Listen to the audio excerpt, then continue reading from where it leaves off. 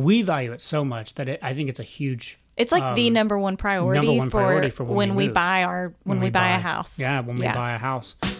We're Nick and Hannah True, and we're here to help you do more with your money.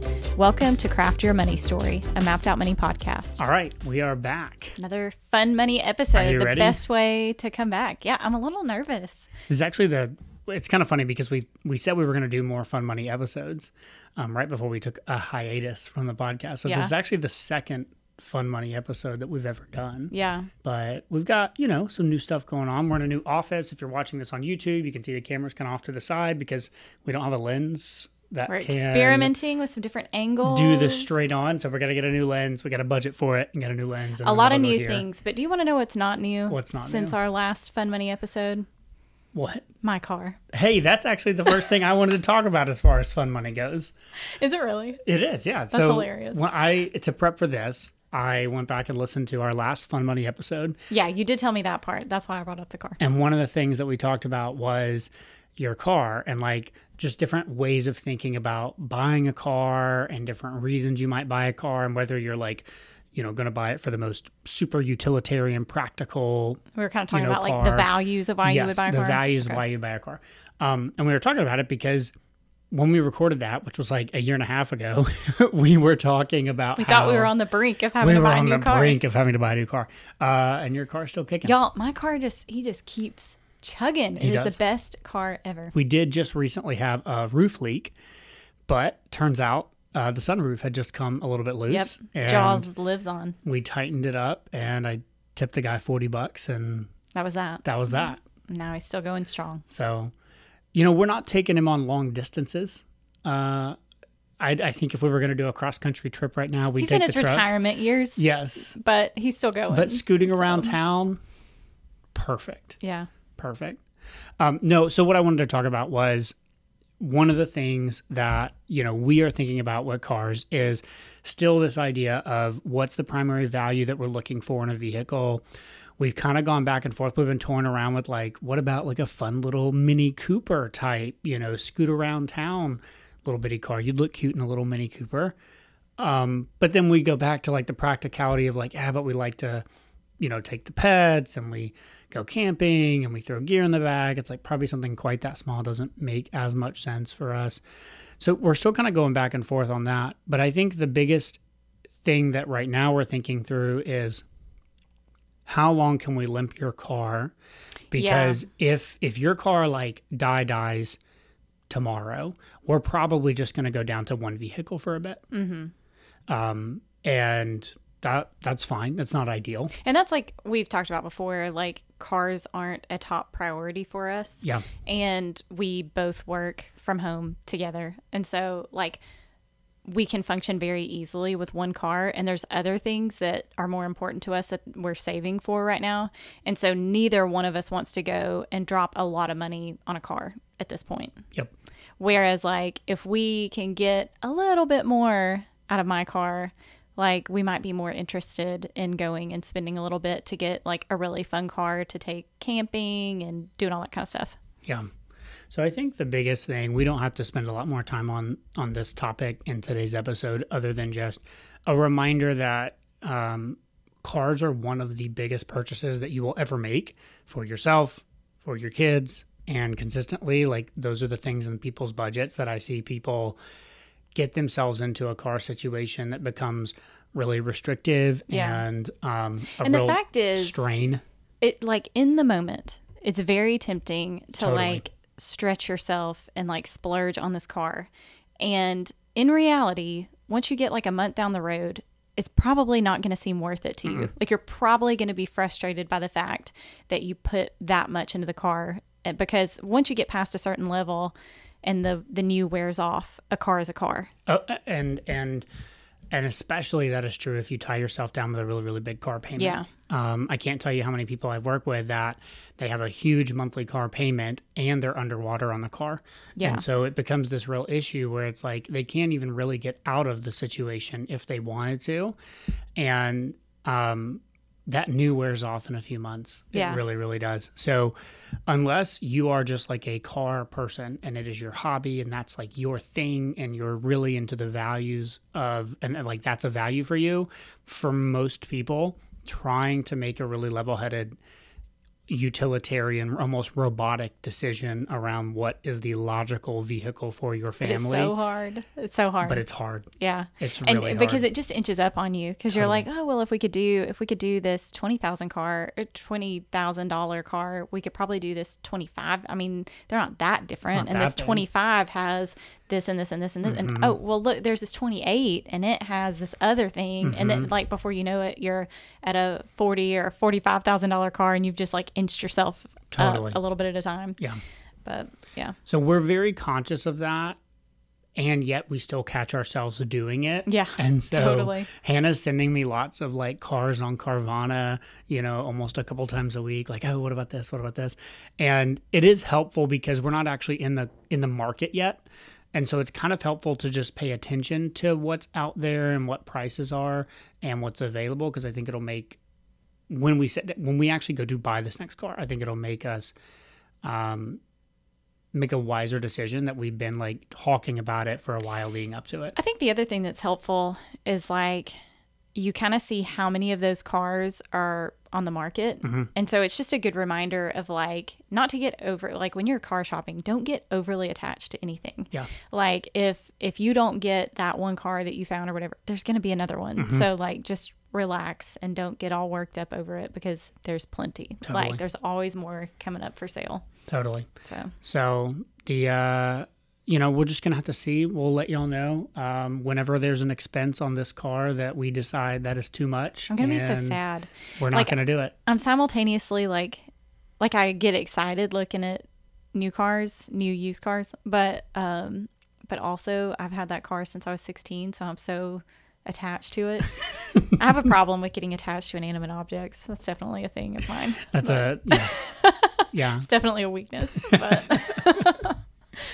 oh gosh. Okay. Along those lines, this is kind of a stretch to make it connect, but I have still been slowly reading through the Spiritual Disciplines book that I can't. Did we talk about that on the podcast, or was that in the Ahead of 100 course? We definitely talked about it in the course. I think we may have mentioned it on the podcast. Okay. Well, anyways, like you said, Donald Whitney, Spiritual Disciplines, and I've been in the chapter on silence and solitude, and just how like in our culture we so do not get. Like you have to fight for silence and solitude. Really hard. Yeah. And we were talking about it the other day and just how it's so important. You know, we talk about values-based budgeting and having a vision for like you and your family and all of these things. And just, you can't be clear on any of that if you're not taking time for silence and solitude. Stretch. I think that's a good, I mean, it's not a money thing directly related, but yeah. I think it's totally, we talk all the time about how important having a vision is. And so that you take the vision and you make your budget match the vision and you use the budget to achieve the vision.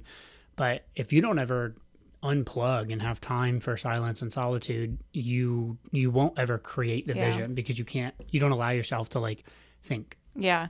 Well, I was even just thinking like, so like in our multi-year car thinking saga, you know, at one point we were kind of like looking at new RAV4s and because we're like, I mean, we drive cars forever. We drive them till the wheels fall off. So like we could get the RAV4 in like the colors that I want and whatever and like spend a little bit more money on it knowing that we keep it forever. We're literally going to keep this car for 15 years. Yeah. And I just remember like doing the dishes or something. And again, just like doing something quietly while my hands were busy and I was just kind of mindless and just all of a sudden feeling like I had more clarity around like, I don't think I care enough to do that. You know what I mean? Yeah. Like, I don't know, like, yeah, I like those cars. But I don't know that it's worth it to me to go spend $40,000 or $45,000 on that, no matter how long we're going to keep the car. Yeah. And I think like, you'd still rather spend $25,000 on a car. Yeah. Get something really solid, but still, more used and then take that money and do something else. Yeah. And also, we talk a lot about like the idea of maintaining flexibility in the areas that we can. And so obviously there's obviously areas where you want to give up flexibility. Like we chose to give up flexibility marrying each other, Totally. you know? Yep. And so there's obviously times when it is worth it to give up flexibility, but we always try to, like, when we're making financial decisions, think about how is this going to impact our maneuverability in the future? Yeah. If something changes and we change our mind about what we want. And so, yeah, it's like if we buy a more used car that's maybe half the price of a RAV4 and it works really well for us for a while and it's really fun to like take it camping or, you know, whatever. And then in 5 or 7 years, we decide we actually want something else would work better for us. Then again, we just have that flexibility and we don't have to deal with the sunk cost of like, oh, we spent all this money on this thing. We said we were going to drive it till the wheels fall off. Yeah. And yeah. And so again, just like silence and solitude playing into helping me remember like what it is that I actually value and not just getting swept away with like what other people around me value or what culture tells me I should value or, you know, all of those things. I think it's interesting too. You know, you've kind of called me out on this a little bit here lately about I tend to be somewhat critical of the like people who have the TV on all the time. That's like a fault of mine, is I can be critical of that and thinking like, oh, I just hate like when you walk into the house and you just immediately turn the TV on and it's just kind of like always going because you can't think. But you've called me out recently as like, dude, you kind of do the same thing with podcasts because it's like, oh, I'm taking the dogs out, turn a podcast on. Oh, I'm doing this, doing the dishes, turn a podcast on. I'm in the car, turn a podcast on. And you're totally right. And so I'm trying to be more conscious about the fact that like, whether it's TV or a podcast or YouTube or whatever, like, if you're not careful, you can just go all day long with constant input. Totally. And you justify it because like, well, it's productive stuff. Yeah, like I'm learning something yeah. or it's helpful for some way. And all of that stuff is good within limits. Yes. But it still doesn't override the need for silence and solitude and processing time. Yes. And I think in the season that we've been in, it's interesting because I used to cope with things by having like the TV on as background noise. Mm-hmm. And I really kind of stopped doing that when we got in the Airstream just because we didn't have a TV service or whatever. And so, it kind of broke that habit for me. And now, like the season that we've been in, like my brain has just felt like jumbled and I felt like I was like reeling a little bit for different reasons. And I have had the opposite reaction. Like I need more and more silence. Like I know a couple of times, like we were working on a project together, like hanging something on the wall or something, and you had a podcast going or a YouTube video playing. And I was like, can you turn that off? Like I just feel like my brain can't handle everything that's going on. Even though we're not doing anything complicated, I'm just kind of like fried. Yeah. So I think to tie it into like the idea of our fun money, of how it relates, I think it's just if you're actively trying to improve your finances right now, like one of the things that you can do is just try to get more silence and solitude in your life, and allow your brain to like decompress a little bit and actually think about the things that you care about and what comes to mind and all of that stuff. That's going to help you actually make a lot better decisions with your money as well. Yeah. Well, yeah, it's like we talk about all the time, like money and dealing with money issues or, whatever. It's so much deeper than just money. Totally. And so, you talk about these things like silence and solitude that on the surface don't seem like they would be connected to your finances, but they totally are. Yep. So. Okay, are you ready for my second fun money? So it's funny, we didn't talk about this before. I gave you a sneak peek on mine because I didn't know if we could even have a productive conversation around them. But yes, but mine you don't know about. Yeah. And so the second one actually is like really related to the silence and solitude in a way. Oh, really? Yeah, okay. In a way. So mine is the importance of walking. Oh, Oh, okay, yeah. And I got this. So inside of our continuation program, so we have a Head in 100, and then after a Head in 100, if you want to go beyond just budgeting, we do like investing and visioning and life planning and insurance planning and all kinds of other stuff in this program that we have called Guild. And in the community area in Guild last week, we had a member post this kind of snippet from James Clear's email. Oh, yeah. In his newsletter on the importance of walking. And I'm just going to read this little section because I thought it was really good. And I thought it actually perfectly ties in with this whole idea of like, if you want to improve your money, you have to nail your vision. And if you want to nail your vision, again, one of the ways you can do this is like get outside and walk. Totally. So in James Clear's email, he said, theologian and philosopher Soren Kierkegaard on the power of walking, quote, above all, do not lose your desire to walk. Every day I walk myself into a state of well-being and walk away from every illness. I have walked myself into my best thoughts, and I know of no thought so burdensome that one cannot walk away from it. Even if one were to walk for one's health, and it were constantly one station ahead, I would still say walk. Besides, it is also apparent that in walking, one constantly gets as close to well-being as possible, even if one does not quite reach it. But by sitting still, and the more one sits still, the closer one comes to feeling ill. Health and salvation can only be found in motion. If one keeps on walking, everything will be all right. I just really liked this, and it reminded me so much of like not that you and I've never had good conversations at dinner or in the car or anything like that. But our best are always walking. 100%. Always. Best, hands down conversations we've had. And we've had seasons where we walk a ton. Yep. And we've had seasons where we don't walk at all. And definitely our best seasons are the ones where we're walking. Yes. And we start feeling icky, like when we are not walking. Yep. Yeah. So, I don't know that we have to say a lot more on that other than like... Get out and walk. Get out and walk. It's incredibly powerful.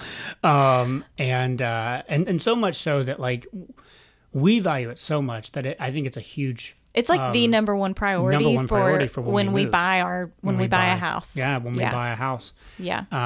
It's like the number one thing is making sure that we can get out, and the area that we have immediately outside of our house, we like to walk around. Totally, because the building that we bought, it is not in a great place to walk, and we thought that we could figure out, like, oh, we could drive, we could, figure out alternatives and blah blah blah. And like, don't get me wrong, we can, and we do that sometimes. Yeah, but it's still way less than it was when we could just step outside our door and walk all over the place, and it'd be really pleasant. And yeah, so if you're wanting to handle your money better, go walk. Go walk. Get silence and solitude and walk. People are like, what is this? How is this? Oh my gosh. Okay, so let me see. What was mine? Okay, do you want to choose? Okay. One of the things that I thought about was like learning, especially learning online and like not getting overwhelmed.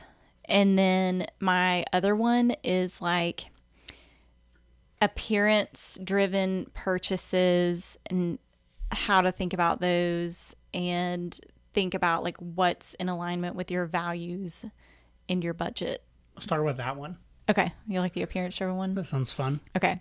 So I think so we haven't been recording videos for YouTube recently, but we re-recorded like all of the videos for the course, which was like a lot. Mm-hmm. And as I was editing those back, being on camera regularly as a normal person is weird. Yeah. Like, we're so used to seeing like news anchors on camera or people who are having their hair and makeup professionally done and like have a personal stylist who's getting them ready to be on camera and all of those things. And so when you get on camera as a normal person and you're just like, I mean, even like 1 year to another, like seeing yourself age, it can definitely like mess with you, you know? I mean, and like everybody my age is like getting Botox and like having all these things done. And I mean, I certainly watch myself back on camera and see where I could use the Botox. I'm like, yeah, I wish I had some there, and there. And so it kind of prompted me to like step back and think about like what are parameters that I want to have for myself, because I want to take good care of myself and I want to age as well as possible, but I also like want to embrace aging, and like I don't want to try to act like I'm not aging or make myself look like I'm not aging, because I'm human and I am. And so even like thinking about like cosmetics, like trying to buy cosmetics that are actually good for my skin and that are actually improving my skin and have a long-term benefit to them, instead of just like makeup that I cake on over imperfections and try to cover things up. And so then, you know, that also gets in. I mean, that's been talk about like a budgeting journey. You know, we used to, when we first got married, we were very budgeting. You bought most of your makeup at like a lot of the same stores that we would buy like other stuff. So like Walmart or Costco or Sam's Club or whatever, Target. And we just lumped it all in with groceries and household. And then some years ago, we started separating it out just because we were trying to get a better handle on like, okay, what's groceries versus what's cosmetics. And so these days you have a cosmetics line and then I have a cosmetics line, and mine is like beard basically stuff. Just my beard stuff. And hair, your whole face is just beard. Deodorant and beard stuff. But then you've gone through phases where you're trying new products and you're doing these things and you're trying to find what's going to work. Anywho, go ahead.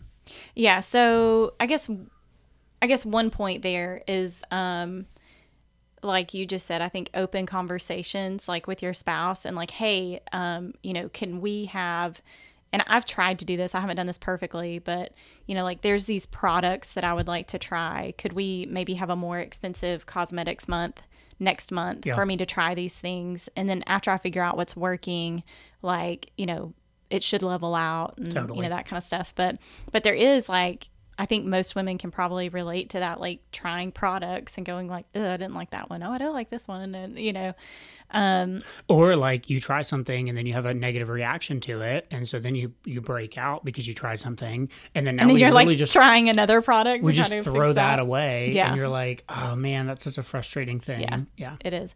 But anyway, so trying to like setting parameters. Well, okay. Having conversations like that with your spouse and trying to have a little bit of forethought if that is something that you want to spend a little bit more on. And then also like setting parameters for yourself around like, okay, what do I kind of want the standards that I adhere to be for my appearance? Because like I'm not dogging anybody that gets Botox, but like for me, I want to have the standard, like I'm not going to pay for Botox. Like I'm not going to get Botox, and it doesn't have like long-term health benefits. And so that's kind of the thing that I have set in my mind of, I want it to have some other benefit other than just appearance. Yeah. Yeah. And so even like getting laser hair removal, it's got the benefit of like saving me a ton of time shaving my legs. So I'm like, yeah, I would totally save up and get laser hair removal, but I am not going to get Botox. And just thinking through what I'm comfortable with getting and where I want to think ahead and kind of set myself up for like, no, this is just a part of normal aging and I just want to accept that, and I don't want to try to fight that part of aging. I want to exercise and eat healthy and like do all the things that I can do. And then if I have wrinkles, I have wrinkles. Well, it's just, I think really also what you're trying to do is you're trying to, there's a phrase for this and I cannot remember it. I need to Google it. The idea that over time, it's on the tip of my tongue. There's literally a phrase that defines this cycle, but the idea that over time, people push the boundary a little bit, and then that pushed boundary becomes the new normal. And so then they push the boundary a little bit more, and then that becomes the new normal. And they push the boundary a little bit more, and that becomes a new normal. And like, we do this in a ton of different areas in our life. And you can watch this with like health and fitness guys who started out and they're like, they wanted to get a little bit bigger biceps. And so then like they worked out their biceps a ton, and then they did, and then like they kind of got used to that, and that's level. like not enough anymore. And so now that's not enough. They need to. So now we need to do it again, right? Yeah. And do it again, and do it again. This happens in like substance abuse, right? Like at first, one drink is nice, and then eventually it's not enough. So you got to get 2, and then 3, and then blah blah blah. And so it's just recognizing that, like, like if I get Botox in this one line over here, all it's going to do is make some other line shine. Bingo. And I'm going to want That's it exactly there. right. Yeah. It's like, it's this like and slippery. So it's recognizing that like that's a human thing. Yeah. And if you like, you're in your 30s now and like you're getting to the point where it's like, I don't look 20 anymore. Yeah. Well, and like I was telling you, I got together with some of my friends and we were talking and like some of them had gotten Botox and I was like, what? You guys were getting Botox? Like I was so You're surprised. Like, already? Yeah, I was so surprised. But yeah, it's just so commonplace now. And I think if you're not careful, it's just a human thing to like kind of let that slip and slip and slip and slip. And if you're, and all of a sudden you end up in a place where sort of, had you known that ahead of time, you're like, ooh, that's actually too far. I don't want to go that far. Mm-hmm. And so I think what you're trying to do is set your standards or your boundaries kind of now in your like mid 30s, early 30s. Yeah. I say you're in the early 30s. Well, and I'm also trying to remember, you know, you start thinking like you're the one who looks weird or bad or whatever. Because everybody else if is you doing, have normal wrinkles. Totally. And it's like, no, you just look normal. You just look like a normal aging human. And so like, I'm just trying to remind myself of that and like, it's okay. Totally. I think the other thing that makes this kind of hard is, you know, the cultural beauty standards are like very different for guys and girls. And so like, you know, we just recently recorded all the new Ahead of 100 videos. The last time that we filmed Ahead of 100 was 2021. Mm-hmm. And I've aged dramatically in the 2.5 years or whatever it was. And I just put the videos side by side, like the original recording versus this one.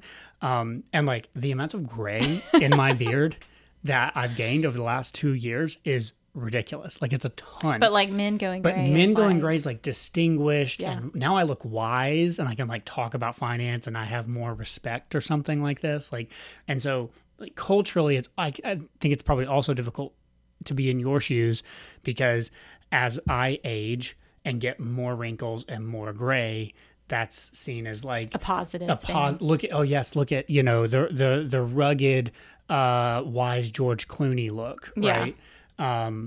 Whereas women culturally, like you're trying to look as young as possible, as long as possible. Yeah, like it's easy to just feel like a crumpled up old hag if you let yourself. If you let yourself if you don't keep a biblical mindset around aging, then it's easy to buy into that and think that we should just fight for youth forever. Yep. You have made it easier on me though, because like I've never dyed my hair, and right now I don't look to see if I have grays. I probably do have grays, but I just don't look. I'm like, I don't like have any. And but it does help that you are going gray ahead of me, because then I feel like it's like more acceptable when I do go gray. Yeah. Because I would like to continue not dyeing my hair, but we'll see. Well, it all comes down to like what we talk about all the time, right? This values-based like financial decision making. And I think the thing with you, I don't want to put words in your mouth, but like our values, we're trying very hard to use our money in one of the values that we care about is like our health and being healthy. And being healthier often does make you look better. But sometimes there are things that you can pursue do looking better at the expense of your health. Yeah. And we don't want to do that. Yeah. And so we're trying to use our money towards things that we're gonna spend more money at the grocery store buying higher quality food, which is gonna help us look and feel better as well, rather than like buy garbage food, but then spend money on like just a looking thing. If that makes sense. Which I think is the temptation if you're not careful. Totally. Yeah. Good summary there. So just to kind of close that topic out, I have not read this book, so I don't know if it's good, but it's been recommended. So, and by people that I respect, so I think it's good. But it is Aging with Grace by Sharon Betters and Susan Hunt. And the little like tagline thing is flourishing in an anti-aging culture. So like that's on my to be read list Very to cool. like help keep a healthy mindset around Well, we'll let you read it, and then all of that. we'll do another episode about Yeah. it. So sounds good. Okay. Well, that's all I had on this Fun Money episode. Is that it? That's it. Wow. Okay. We broke the ice. We broke the ice. We're back. We're back. All right. We will see y'all in the next episode. You got anything else? Bye. Bye.